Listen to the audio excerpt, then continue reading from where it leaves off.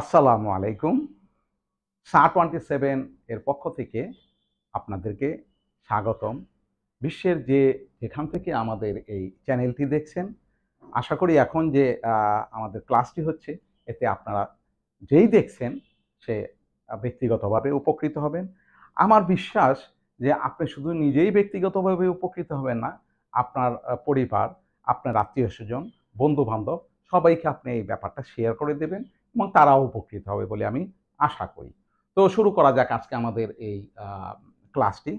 আমাদের ক্লাস হচ্ছে এখানে কিছু শব্দ আছে, যেমন can, could, shall, should, will, would. এই সকল শব্দগুলির বিশেষ ব্যবহার এবং এই শব্দগুলি দ্বারা আমরা আরো অনেক শব্দ, অনেক বাক্য, শব্দ না, অনেক বাক্য আমরা বানাতে পারবো এবং আমাদের ব্যক্তিগত জীবনে এটাকে ব্যবহার করতে পারবো।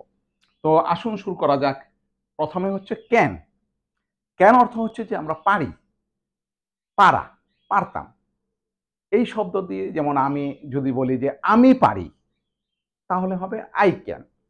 তুমি পারো, ইউ ক্যান। সে পারে, হি ক্যান। আমরা পারি, উই ক্যান। এভাবে বিভিন্নভাবে আমরা এই শব্দটা দিয়ে আরো অনেক বাক্য বানাতে পারি।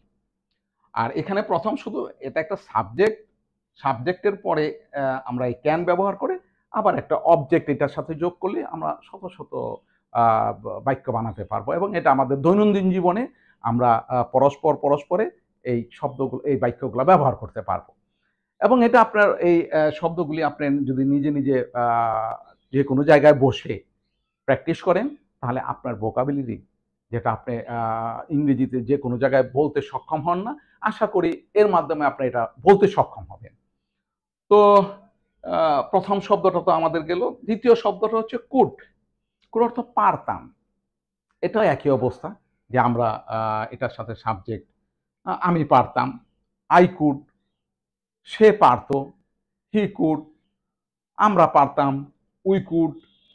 এরকমভাবে আমরা আরো অনেক শব্দ, আমরা অনেক বাক্য বানাতে পারবো, যেটা আমরা আমাদের দৈনন্দিন জীবনে ব্যবহার করতে পারবো। এরপরে আসে সেল। সেল এটা ভবিষ্যতের একটা মানে শব্দ।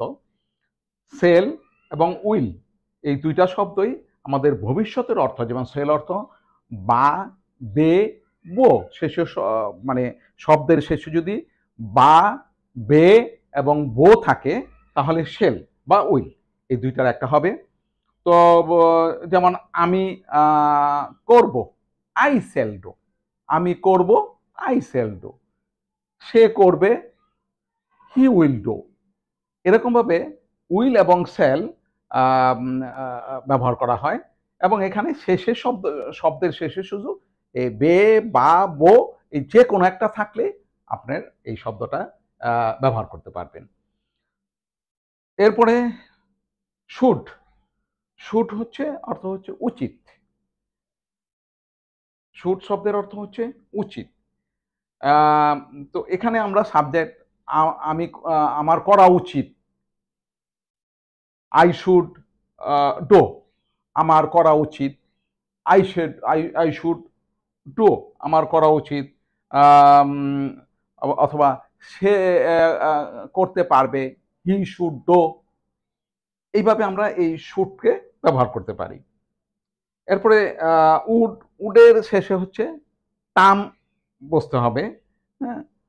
I would, I would do, আমি করতে পারতাম, এরকম। তো আশা করি আপনারা এটা অনেক শব্দের সাথেই এই শব্দগুলা ব্যবহার করতে পারবেন এবং নিজে নিজে প্র্যাকটিস করতে পারবেন। এবং আপনারা এ দিয়ে আরো অনেক বাক্য নিজেরা বানাইতে পারবেন এবং নিজেদের ব্যক্তিগত জীবনে প্র্যাকটিস করতে পারবেন। এবং SAR-27 এই চ্যানেলটি আপনাদেরকে এই সকল কাজে একটা ফ্যাসিলিটেট করবে। এই চ্যানেলের সাথে যদি আপনারা সংযুক্ত থাকেন, তাহলে আপনারা নিজেরাও উপকৃত হবেন, সাথে সাথে আপনাদের সাথে যারা থাকবে তারাও উপকৃত হবে বলে আমি বিশ্বাস করি। আপনারা দুইভাবে এটা করতে পারেন, এই চ্যানেলের সাথে সংযুক্তির মাধ্যমে, অথবা এই চ্যানেলের সাথে যোগাযোগ করে তাদের যে ক্লাসরুম আছে সেখানে এসেও আপনারা এই ইংরেজি শিক্ষা শিক্ষিত হতে পারেন। তো সবাইকে ধন্যবাদ জানিয়ে আমি আজকের মতো এই ক্লাসটি শেষ করছি। আসসালামু আলাইকুম।